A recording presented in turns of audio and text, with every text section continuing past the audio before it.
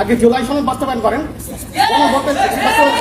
শহীদ পরিবারের কথা কেউ করতে চান এখানে, ঠিক আছে? এখানে শহীদ পরিবার আছে, আপনি কোন দেশের শহীদ পরিবারের কথা বলেন নাই, আপনি 3,000 আহত কথা বলেন নাই।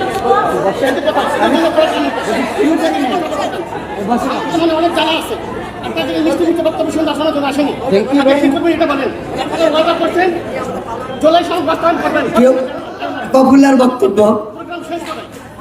বক্তব্য। বিএনপির লক্ষ্মীপুর 4 আসনের এই এমপি গিয়েছিলেন একটা অনুষ্ঠানে। সেখানে গিয়ে দেশে কি উন্নতি করবে সেগুলো নিয়ে আলোচনা করতেছিল। হঠাৎ করে একজন জুলাই যোদ্ধার পিতা তিনি দাঁড়িয়ে বলতেছেন, আপনার এই উন্নয়নের কথা বাদ দেন, জুলাই সনদ বাস্তবায়ন করবেন কবে সেগুলো বলেন। আসলে একজন এমপি এরকম অনুষ্ঠানে অপমানিত হতে আমি আগে আর কখনো দেখিনি। প্রিয় দর্শক, এই বিষয়টি আপনাদের কাছে কেমন লেগেছে অবশ্যই কমেন্ট বক্সে লিখুন।